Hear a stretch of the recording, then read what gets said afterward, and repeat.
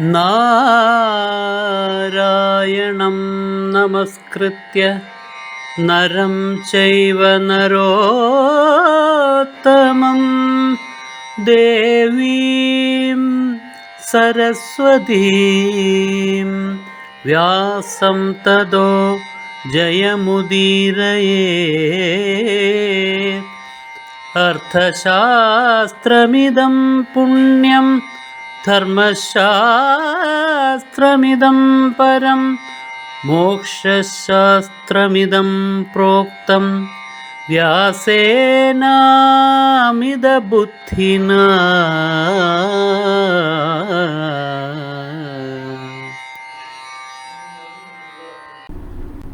തൻ്റെ കൂട്ടുകാരായിട്ടുള്ള അഭ്യുദയകാംക്ഷികളായിട്ടുള്ള രാജാക്കന്മാർക്ക് ഒക്കെ വിപത്തായി തീർന്നത്. അപ്പൊ അതിലൊരാൾ സ്വാഭാവികമായി ഒതുങ്ങുക എന്ന് വന്നാൽ പാണ്ഡവപ്പട പരിപൂർണമായും ക്ഷീണിക്കും. പിന്നെ അവരെ ജയിക്കാൻ എളുപ്പമാണ്. അപ്പോ എളുപ്പത്തില് യുദ്ധത്തെ വിജയത്തിന്റെ സോപാനത്തിലെത്തിക്കാം എന്ന് ദുര്യോധനനും കണക്കുകൂട്ടി. അടുത്ത പുലരിയില് ജയദ്രഥൻ എവിടെയുണ്ടെന്ന് പോലും അറിയാൻ പറ്റാത്ത രീതിയിൽ ഭംഗിയായി സംരക്ഷിക്കാൻ വേണ്ടിയുള്ള വ്യൂഹരചനയെല്ലാം ദ്രോണൻ ചെയ്തു. ജയദ്രഥനെ പ്രത്യേകം സംരക്ഷിക്കാൻ വേണ്ടിയിട്ട് വീരന്മാരായിട്ടുള്ള യോദ്ധാക്കളെ അംഗരക്ഷകരായിട്ട് തന്നെ ജയദ്രഥനെ ചുറ്റും നിർത്തി. ആർക്കും അങ്ങോട്ട് കടന്നു ചെല്ലാൻ പറ്റൂല. കാരണം അത്ര കണ്ട് കരുത്തന്മാരാണ് നിൽക്കുന്നത്. അങ്ങോട്ട് ആരും വരാതിരിക്കാൻ വരിക അർജുനനും അതേപോലെ പാണ്ഡവപ്പടയിലെ പ്രമുഖന്മാരുമാണ്. അവരങ്ങോട്ട് ഈ അംഗരക്ഷകർ നിൽക്കുന്ന സ്ഥലത്തേക്ക് പോലും എത്തിപ്പെടാതിരിക്കാൻ വേണ്ടി, ജയദ്രഥനെ കാണാൻ പോലും കഴിയാതിരിക്കാൻ വേണ്ടി കടന്നു വരുന്ന മുഴുവൻ യോദ്ധാക്കളെയും തകർത്ത് ദൂരേക്ക് ഓടിക്കാനും ഹിംസിക്കാനും ഒക്കെയായിട്ട് കൗരവപ്പടയുടെ ഏറ്റവും വലിയ യോദ്ധാക്കൾ അണിനിരന്നു. കർണൻ, കൃപര്, ശല്യര്, അശ്വത്ഥാമാവ്, അതേപോലെ ദുര്യോധനൻ, ദുശാസനൻ, എല്ലാവരും ആർക്കും ജയദ്രഥനുള്ള സമീപത്തേക്ക്, ജയദ്രഥന്റെ അടുത്തേക്ക് ചെന്നെത്താൻ പോലും കഴിയില്ല. അങ്ങനെ അത്യന്തം സുരക്ഷിതമായ സന്നാഹമൊരുക്കി അവർ 14-ാം ദിവസത്തെ ആ യുദ്ധത്തെ അഭിമുഖീകരിച്ചു. പാണ്ഡവന്മാര് സർവശക്തിയും എടുത്ത് ആക്രമിക്കുകയാണ്. യുധിഷ്ഠിരനും ഭീമനും നകുല സഹദേവന്മാരും എല്ലാം അർജുനന് ജയദ്രഥ സമീപത്തെത്താനും ജയദ്രഥനെ കണ്ടെത്താനും സമീപത്തെത്താനും ജയദ്രഥനെ സംഹരിക്കാനും വേണ്ടുന്ന വഴിയൊരുക്കാൻ സർവശക്തിയും എടുത്ത് പോരാടുന്നു. ഭീമനെയും അർജുനനെയും പോലെ തന്നെ മഹാശക്തനായിരിക്കുന്ന അർജുനന്റെ ശിഷ്യൻ കൂടിയായ സാത്യകിയുണ്ട്. അതേപോലെ തന്നെ ദൃഷ്ടദ്യുമ്നനുണ്ട്. പിന്നെ പ്രമുഖരായിട്ടുള്ള മറ്റെല്ലാ പാണ്ഡവ വീരന്മാരുമുണ്ട്. അവർ അന്ന് എല്ലാ തന്ത്രങ്ങളും എല്ലാ യുദ്ധ പ്രയോഗങ്ങളും ഒക്കെ നടത്തി. പക്ഷേ ജയദ്രഥന്റെ സമീപമെങ്ങും എത്താനായില്ല. മധ്യാഹ്നം കഴിഞ്ഞു, സമയം മുന്നോട്ട് പോവുകയാണ്. ഇത്രയും കഴിഞ്ഞപ്പോൾ തന്നെ കൗരവന്മാർക്ക് സന്തോഷമായി തുടങ്ങി. ഇനി സൂര്യൻ അസ്തമിക്കാൻ കുറെ മണിക്കൂറുകൾ മാത്രമേ ഉള്ളൂ. അത് അത്രയും കൂടി പിടിച്ചു നിൽക്കണം, എങ്കിൽ ജയിച്ചു. അങ്ങനെ വലിയ ഉത്സാഹത്തോടുകൂടി പാണ്ഡവ പരിശ്രമങ്ങളെല്ലാം തകർത്തുകൊണ്ട് പാണ്ഡവന്മാർക്ക് ജയദ്രഥന്റെ സമീപത്തെത്താൻ, അർജുനന് ജയദ്രഥന്റെ സമീപത്തെത്താൻ അവസരം കൊടുക്കാതെ അവർ പ്രാണനെ കളഞ്ഞ് പോരാടുകയായിരുന്നു. രണ്ടു പക്ഷത്തും പ്രമുഖന്മാര് പലരും വീണു. ദുര്യോധനു വേണ്ടിയിട്ട് എത്തിയിരിക്കുന്ന കൗരവപക്ഷത്ത് അണിനിരുന്ന പല രാജാക്കന്മാരും ഈ ഭീമമായ യുദ്ധത്തില് നിലത്തു വീണു. മധ്യാഹ്നം കഴിഞ്ഞ് കുറേയേറെ നേരമായി. സായന്തനത്തോടടുക്കുന്നു. കൃഷ്ണൻ അർജുനനോട് പറഞ്ഞു, അർജുന, ഇനി സൂര്യൻ അസ്തമിക്കാൻ കുറച്ച് സമയം കൂടി മാത്രമേ ഉള്ളൂ. അതിനുള്ളില് ജയദ്രഥന്റെ കഥ കഴിക്കണം. നമുക്ക് ഇനി കാത്തു നിൽക്കാൻ ഏറെ സമയമില്ല. നാം എല്ലാ പരിശ്രമങ്ങളും ചെയ്തുകൊണ്ടിരിക്കുകയാണ്. പക്ഷെ ഇനി അതിന് സമയമില്ല. ഒരു മായാപ്രയോഗം ചെയ്താലേ സാധ്യമാവുള്ളൂ. ഞാനത് ചെയ്യാൻ പോവാണ്. പെട്ടെന്ന് ഇരുട്ട് വ്യാപിക്കും. സൂര്യൻ അസ്തമിച്ചു എന്ന് ജയദ്രഥന് തോന്നും. സൂര്യൻ അസ്തമിച്ചു എന്ന് തോന്നിക്കഴിഞ്ഞാൽ ജയദ്രഥൻ ആ മറവിൽ നിന്ന് സുരക്ഷിതത്വത്തിൽ നിന്നിട്ട് തല ഉയർത്തി പുറത്തേക്ക് വരും. എന്ന് മാത്രമല്ല, കൗരവപ്പട മുഴുവൻ സന്തോഷിക്കും.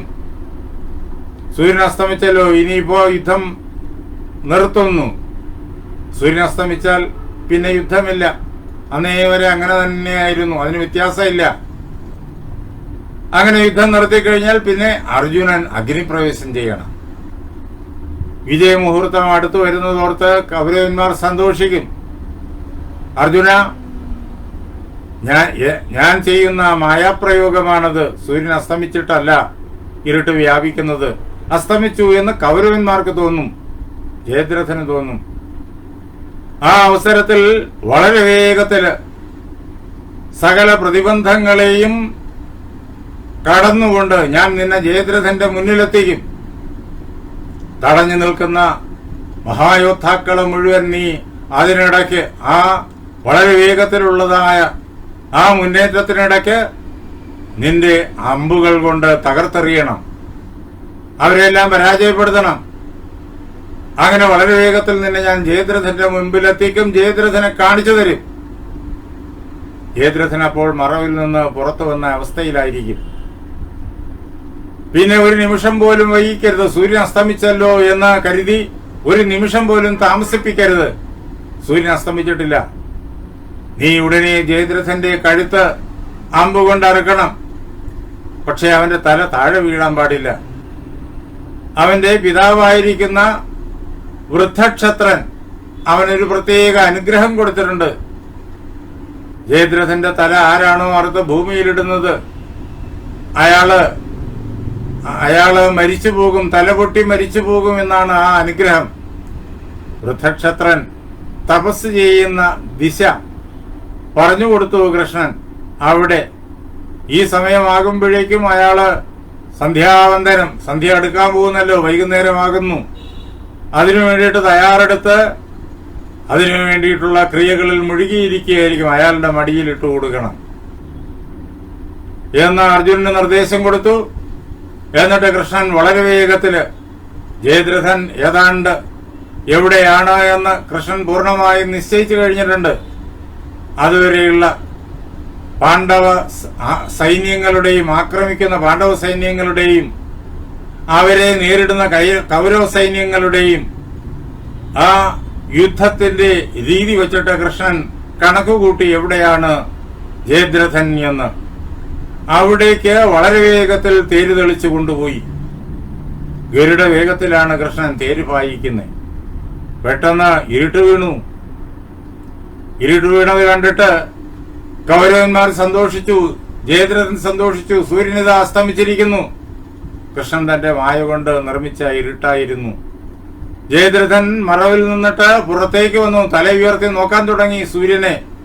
ആകാശത്ത് പടിഞ്ഞാറേ ചക്രവാളത്തില് എങ്ങും കാണുന്നില്ല. കൗരവപ്പടയെല്ലാം രാത്രിയായി, സന്ധ്യയായി എന്ന് കരുതിയിട്ട് സന്തോഷിക്കാൻ തുടങ്ങി. അപ്പോഴാണ് വളരെ വേഗത്തിൽ അർജുനന്റെ തേരോടിച്ചുകൊണ്ട് കൃഷ്ണൻ വരുന്നത്. കൃഷ്ണനെയും അർജുനനെയും തടയാനായിട്ട് എല്ലാവരും ആയുധങ്ങളുമായി നേരിട്ടു. പക്ഷേ അർജുനന്റെ അമ്പുകൾ അവരെയെല്ലാം തകർത്തെറിയുന്നുണ്ടായിരുന്നു. അപ്പോൾ കർണൻ, അതേപോലെ ശല്യൻ, കൃപൻ, അശ്വത്ഥാമാവ്, ദുര്യോധനൻ, ദുശാസനൻ, ഇവരെല്ലാവരും അർജുനനെ തടയാനായിട്ട് അവരുടെ മുഴുവൻ ശക്തിയും എടുത്ത് അർജുനനോട് പോരാടി. പക്ഷെ സാധിച്ചില്ല. അത്ര വേഗത്തിലായിരുന്നു അർജുനന്റെ ആയുധപ്രയോഗം. അമ്പുകൾ കൊണ്ട് അവരെയെല്ലാം മൂടി. പലരുടെയും തേര് തകർത്തു, പലരെയും നിലത്തേക്ക് വീഴിച്ചു. കൃഷ്ണനാകട്ടെ വളരെ വേഗത്തിൽ അർജുനനെ അങ്ങ് ജയദ്രഥൻ എന്നുള്ള ലക്ഷ്യത്തിലേക്ക് കൊണ്ടുപോവാണ്. അങ്ങനെ യുദ്ധവീരന്മാരെ മുഴുവൻ മുഖ്യന്മാരെ മുഴുവൻ ഏകനായ അർജുനൻ തകർത്തെറിഞ്ഞുകൊണ്ട് ആ തേര് വളരെ വേഗത്തിൽ ജയദ്രഥനോട് അടുക്കുമ്പോൾ ജയദ്രഥന്റെ അംഗരക്ഷകരായിട്ട് നേരത്തെ നിലനിർത്തിയിരുന്ന പ്രഗത്ഭന്മാരായ യോദ്ധാക്കൾ പോരാട്ടം തുടങ്ങിയ അർജുനനോട് അർജുനന്റെ അമ്പുകൾ അവരെയും എല്ലാം മൂടി, അവരെയെല്ലാം മുറിവേൽപ്പിച്ചു. പലരുടെയും കഴുത്തറുത്ത് ദൂരെ എറിഞ്ഞു.